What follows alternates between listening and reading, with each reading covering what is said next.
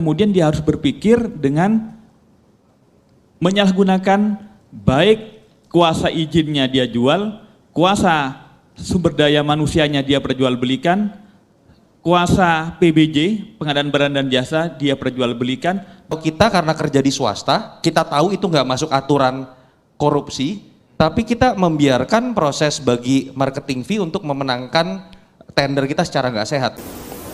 Juna, Mama minta maaf ya. Kenapa, Ma? Iya, Mama. Tidak bisa menjaga Papa dengan baik. Maafin Juna juga ya, Ma. Ini pasti karena Juna sering minta beliin mainan sama Papa. Sudah. Sekarang kita doakan saja Papa yang terbaik.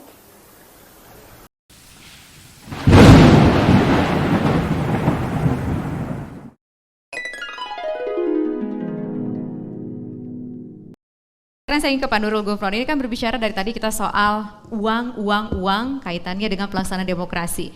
Recently kita banyak melihat KPK melakukan OTT terhadap kepala daerah begitu ataupun beberapa pejabat-pejabat tertentu. Apa ini ada kaitannya? Mereka harus segera balik modal, Pak? Jadi kenyataannya memang apa yang ditangkap oleh KPK adalah hilir atau sampah dari produk politik yang gagal.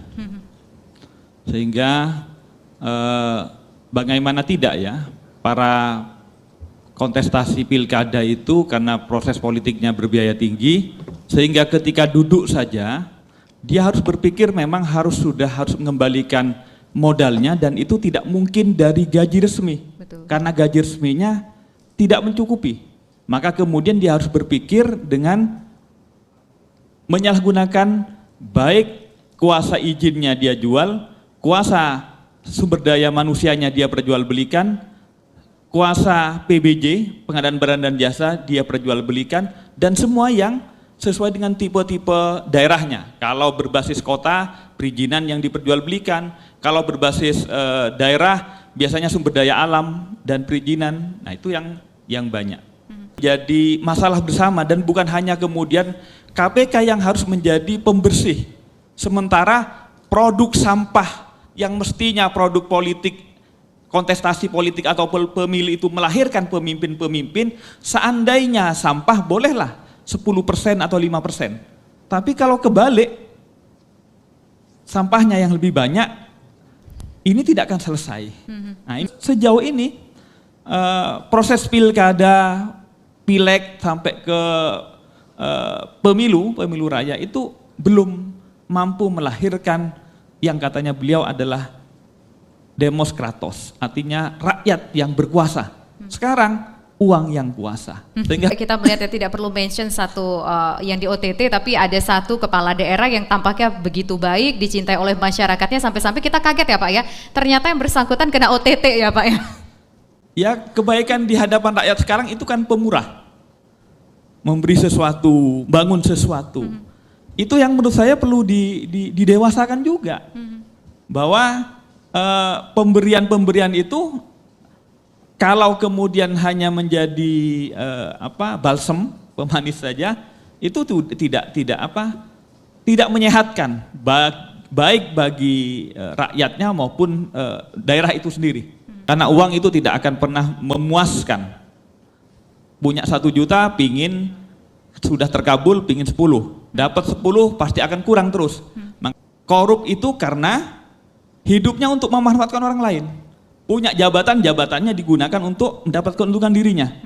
Punya kuasa PBJ yang mestinya pro rakyat, efisien dan efektif, itu dijual karena untuk keuntungan. Nah ini kemudian semua tujuan-tujuan pendidikan itu, mohon maaf saya dunia hukum misalnya ya, mestinya dunia hukum didirikan, fakultas hukum untuk dedicate, komit kepada keadilan, tapi enggak.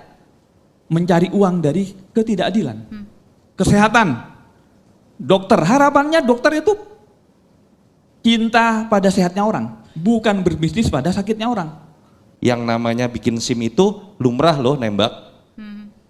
Yang kayaknya namanya mungkin ditilang. memang budaya, karena dari Indonesia, dari zaman dulu kita mungkin udah budaya untuk saling memberi. Begitu kali ya. Ada kaitannya juga nggak sih? Karena misalkan gini, kita berkunjung ke rumah saudara, sanak famili atau siapapun lah itu, selalu membawa budaya oleh-oleh bawa tangan begitu kan, buah tangan begitu. Itu Iya nggak sih, Pak Nurul? poin saya sih, bagaimana kita memaki-maki tiap orang ada yang pakai baju oranye, tapi kita melakukan pembiaran atau kita bahkan menjadi pelaku, misalnya nembak SIM, kita membayar tilang di tempat misalnya, atau kita karena kerja di swasta, kita tahu itu nggak masuk aturan korupsi, tapi kita membiarkan proses bagi marketing fee untuk memenangkan tender kita secara nggak sehat. Poinnya kan sama sebetulnya, tapi memang tidak diatur dalam undang-undang gitu ya. Yang harus kita ciptakan dalam budaya birokrasi ini tradisi warisan budaya politik patrimonial. Maksudnya adalah satu budaya politik yang menganggap negara ini atau partai ini milikku, keluargaku, dan konco-koncoku gitu. Dari sini sebenarnya aliran budaya korupsi itu bermula. Ketika kekuasaan itu milikku, keluargaku, konco-koncoku. Ini asal mula dari kultur yang harus kita habisi.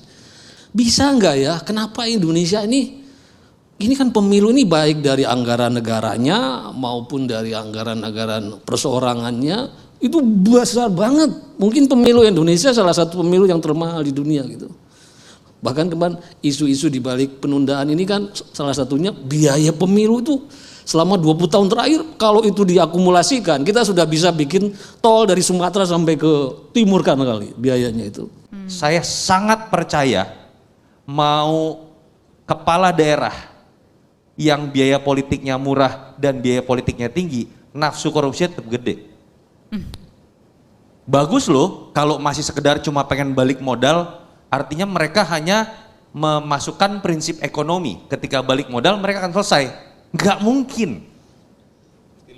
Apakah yang modalnya lebih kecil akan kemudian korupnya lebih kecil? Kan nggak terjadi dari data-data penangkapan KPK, nggak bisa dibuktikan linear seperti itu.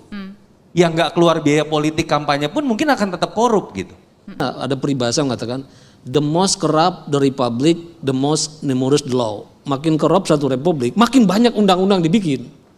Tapi banyaknya undang-undang dibikin tuh untuk semakin korup gitu. Di saya PPATK ini lebih dahsyat dari MUI ataupun Kemenak yang ngurus halal. Boleh tepuk tangan untuk PPATK dong. Karena begini sesungguhnya, jadi kalau urusan halal haram kita mohon maaf bagi orang yang non muslim ya, kita seakan-akan begitu membenci babi, homer dan lain-lain ya. Tapi kepada korupsi ngejar-ngejar kita ini. Seakan-akan korup itu tidak ada halal haramnya gitu. Nah, kita sangat mengapresiasi kepada PPATK untuk kemudian mengedukasi itu bahwa korupsi itu adalah barang haram yang mestinya dijauhi sama halnya dengan produk-produk yang punya label halal gitu. Nah, ini semestinya APU ini rezim cuci uang maupun anti terorisme ini adalah rezim tentang substan dari halal haram itu. Lebih dari sekedar barangnya atau apapun, tapi ini pada substansi. Karena apapun yang disampaikan tadi Mas Yuli Latif bahwa kalau sudah darahnya mengalir darah kotor, maka tidak mungkin akan melahirkan kebaikan-kebaikan. Nah, ini yang korupsi itu bukan sedekah, bukan infak, bukan hadiah. Nah, korupsi itu adalah mulai dari kalau dari atas pemerasan, kalau deal itu suap, kalau dari bawah gratifikasi. Dan itu semua adalah barang-barang yang bukan culture ataupun kebudayaan yang diterima di Indonesia sendiri. Oke, apalagi Loh, pertarungan memperebutkan siapa penguasa logistik itu terjadinya sekarang. Menempatkan siapa yang menjadi pengusaha yang mendapatkan proyek sektor ekstraktif. Menempatkan orang-orang di bidang-bidang pengawasan terkait dengan regulasi. Mohon maaf, contoh BPK kebanyakan sekarang isinya orang partai. Saya tidak ingin mengatakan itu buruk, tapi itu menarik menjadi sebuah pro dan kontra. Kalau kita bicara konflik of interest. Padahal itu ujung terakhir dari penjagaan mengenai transparansi keuangan kita dalam bidang apapun ya. Nah, saya pemain saham Pak, I was a banker dari 2006.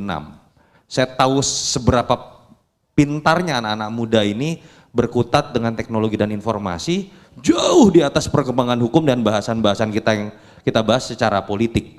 Saya misalnya ketika kita berbicara pajak Pak, kalau kita masuk dalam sebuah instrumen investasi yang tidak ada PT-nya di Indonesia, itu nggak bisa kena. Tapi nanti repotnya adalah ketika itu jadi capital gain, kita pengen tarik masuk ke sini, akan kena pajak penjualan mengikat misalnya. Tapi hal-hal, ada ruang abu-abu yang sangat besar, bagaimana kita kemudian bisa men-track uang haram yang masuk ke kripto, NFT, dan lain-lain. Saya meyakini banyak sekali birokrasi kita yang masih buta tentang itu. Ya atau bahkan jadi pemain gitu ya, nggak mau kalah gitu kan.